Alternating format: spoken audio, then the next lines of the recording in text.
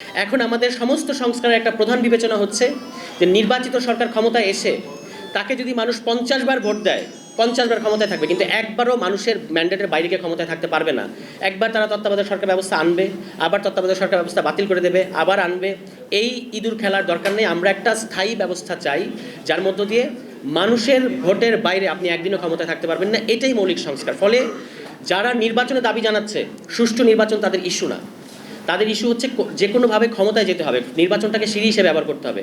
যারা মৌলিক সংস্কারের কথা বলছে তারাই আসলে বাংলাদেশের সুষ্ঠু নির্বাচনের পক্ষে। অর্থাৎ এনসিপি, যে আজকে এনসিপি সহ এখানে অন্যান্য সম্মানিত বিভিন্ন রাজনৈতিক দলের নেতৃবৃন্দ যারা আছেন, যারা মৌলিক সংস্কারের প্রশ্নে নিজেদের কমিটমেন্টটা দেখিয়ে এসেছেন, তারা আসলে বাংলাদেশের সুষ্ঠু নির্বাচন চান। এমন না যে সুষ্ঠু নির্বাচন হলে তারাই ক্ষমতায় যাবেন, কিন্তু বাংলাদেশের স্বার্থে, দেশের স্বার্থে তারা সুষ্ঠু নির্বাচনের কথাটা বলেছেন।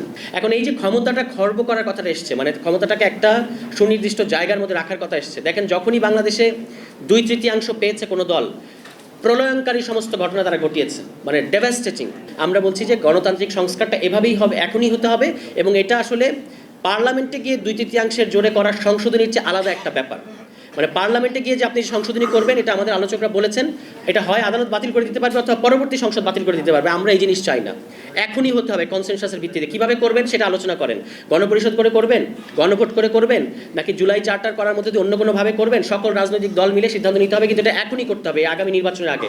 আগামী নির্বাচনটা হবে আসলে সংস্কারের ভিত্তিতে, নির্বাচনের পরে সংস্কার হবে না, নির্বাচনের আগেই সংস্কার করতে হবে। যে টাইম ফ্রেমের মধ্যে আপনারা নির্বাচন চাচ্ছেন তখনই করেন, কিন্তু সংস্কারটা আগেই করতে হবে। সংস্কারই হচ্ছে আগামী নির্বাচনের বৈধতা। সংস্কার ছাড়া আগামী নির্বাচন হবে স্রেফ প্রধান উপদেষ্টা যে একটা সবচেয়ে ভালো নির্বাচন করতে চেয়েছেন, উনি সবচেয়ে ভালো নির্বাচন করতে পারবেন না সংস্কার ছাড়া। মানে বাংলাদেশের যে 3-4টা নির্বাচনকে সবাই মেনে নিয়েছে, তার চেয়েও খারাপ নির্বাচন হবে এবার। ইতিমধ্যেই আপনি বিভিন্ন স্থানীয় পর্যায়ে আমরা তো যাই, সেখানে এই গুঞ্জনগুলো উঠেছে যে আমরা ভোট কেন্দ্র দখল করব। এই মনোভাব দেখা যাচ্ছে, এটা খুবই ভয়ঙ্কর। সংস্কারের পরে গতকালও আমরা নীলফামারীতে বললাম যে এই ধরনের একটা নির্বাচন যদি হয়, এটা হবে গণ অভ্যুত্থানের গায়ে সবচেয়ে বড় কালিমা মানে লেপন করা। এই কালিমাটা যারা লেপন করতে চাচ্ছেন তারা সাবধান হয়ে যান।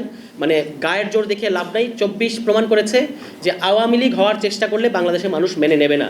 আওয়ামী লীগকে আমরা মোকাবেলা করেছি, অন্য কোনো কিছুই এর চেয়ে ভয়ের, মানে বাংলাদেশ তার সবচেয়ে খারাপটা দেখে ফেলেছে, এর চেয়ে খারাপ আর কিছু বাংলাদেশে হবে না। সুতরাং এই যে কোনোভাবে ক্ষমতায় যাওয়ার যে একটা মরিয়া প্রচেষ্টা, এটা থেকে বেরিয়ে এসে জনগণের স্বার্থটা মেনে নিলে, দলীয় স্বার্থের বাইরে এসে জাতীয় স্বার্থগুলোকে প্রাধান্য দিলে আপনাদের ক্ষমতাটাই মানে সেফ থাকবে। এইটুকু কাণ্ডজ্ঞান যদি না থাকে, তাহলে আপনি যে রাজনীতি করছেন এটা আসলে আত্মঘাতী রাজনীতি। আমরা সকল দলের প্রতি অনুরোধ জানাবো যে আত্মঘাতী রাজনীতি থেকে বেরিয়ে আসতে হবে, জাতীয় স্বার্থটাকে প্রাধান্য দিতে হবে। এটাই 24-এর গণ অভ্যুত্থানের পরে পিপলস ম্যান্ডেট। এই ম্যান্ডেটটাকে অবজ্ঞা করে বাংলাদেশে আর কোনো রাজনীতি করা সম্ভব হবে না।